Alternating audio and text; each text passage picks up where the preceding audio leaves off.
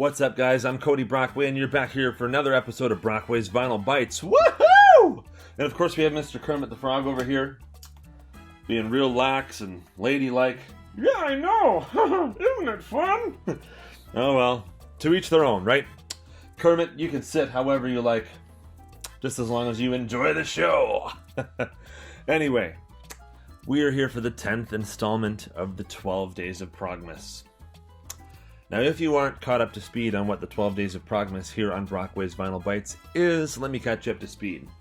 So every day between December 12th, 2023 and December 23rd, 2023, we're going into my extensive music collection and we are pulling out one prog rock or prog metal album per day over the 12 Days of Progmas and just fangirling / fanboying over them, just appreciating this great music, this great art, and just sharing the love of some of our favorite music here on Brockway's Vinyl Bytes. Some of our beloved prog rock and our prog metal stuff. You know how it is. You know how it is.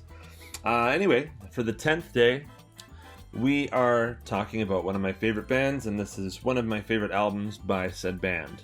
If you haven't figured it out yet, maybe you don't have eyes. If you haven't figured out who it is yet.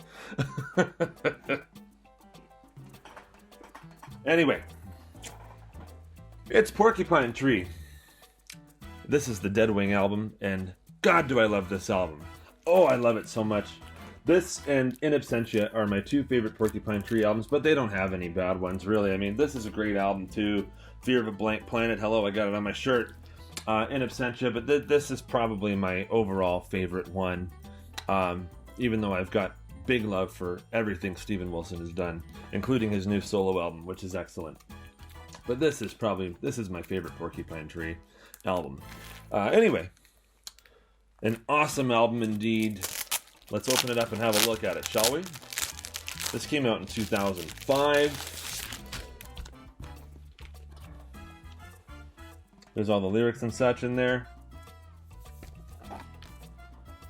So, the guys who play on the album is Gavin Harrison, one of my absolute favorite drummers. I actually saw him play live with King Crimson, and he was fantastic. Colin Edwin on bass guitar, Richard Barbieri on keyboards and synthesizers, and Steven Wilson on vocals, guitars, piano, keyboards, hammered dulcimer, bass guitar on tracks 1, 3, and 5, middle section, and number 7. As well as the guest appearances from Adrian Ballou. He does the guitar solo on tracks 1, 4, and 10. And Michael Ackerfeld from Opeth. He does the harmony vocals on track 1, 3, and 5, and second guitar solo on track number 5. Now, track number 5 is one of the best songs this band ever wrote. That is Arriving Somewhere, But Not Here. This is a prog masterpiece, people. It's dark, it's beautiful, it's light, it's heavy, it's everything, and I love it. For the songs, we got Deadwing, Shallow, Lazarus, Halo. Oh, Halo. Oh my God, I love it. Arriving Somewhere But Not Here, Mellotron Scratch, Open Car, Start of Something Beautiful, Glass Arm Shattering, So-Called Friend, and Half Light. The Start of Something Beautiful was actually the first Porcupine Tree song I ever heard. Fun fact. And Steven Wilson is an absolute genius. He wrote every song on this. I guess he produced it too. Yeah, produced and mixed by Steven Wilson. Additional production by Gavin Harrison and Richard Barbieri. Everybody on this album, everybody that had anything to do with the making of this record is an absolute genius. Steven Wilson, some of the compositional things that he writes is absolutely insane. You know, you got this in Halo, he's got this in the bridge section, this really cool rhythmic part that changed times. It's like in 9 or something. I'd have to listen to it to count it out, but it's the rest of the song is in standard 4/4, and then this bridge comes in and it's just like, what the heck, where did this come from? It fits so perfectly, it flows so beautifully, but it's like, wow, that's tasty. Like that's cool, and it's a it's a mind bender to figure that rhythm out that Gavin Harrison's playing over top of the riff. Oh,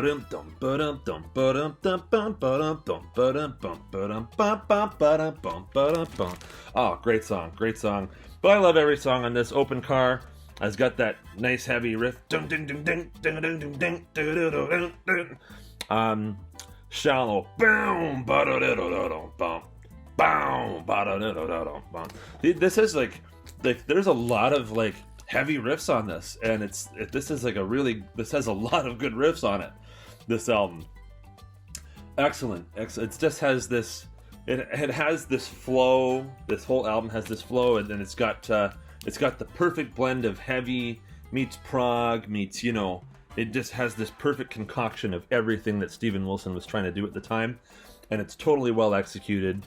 It's pretty much perfect. Not pretty much perfect. It is perfect. You know how we do on Brockway's Vinyl Bytes. It's perfect.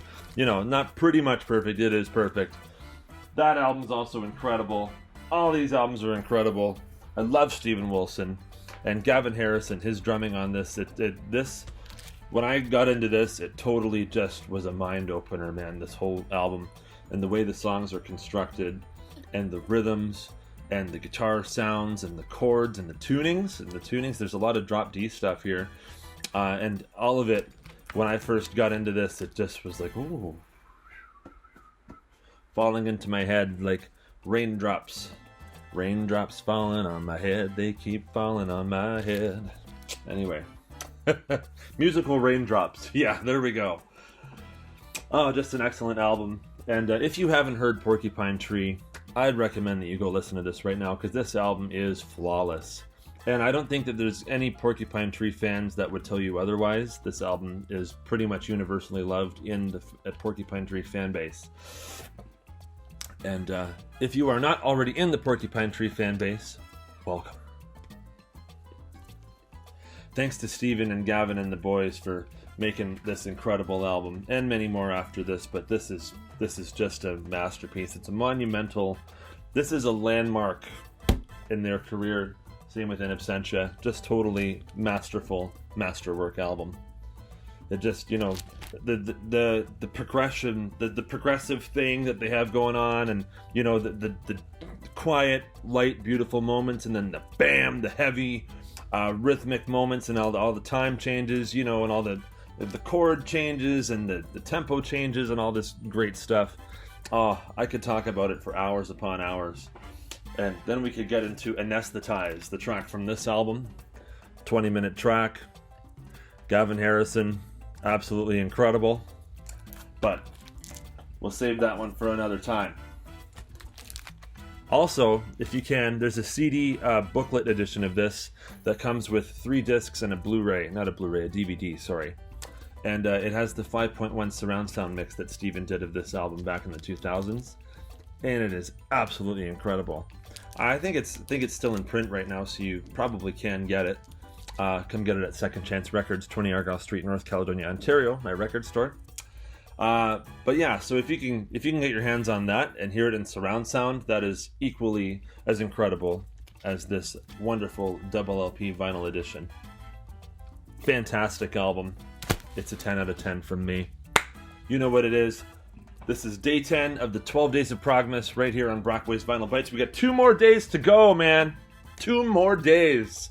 Thank you so much for watching, and we'll see you tomorrow for the 11th day of 12 Days of Progmas. Rock on!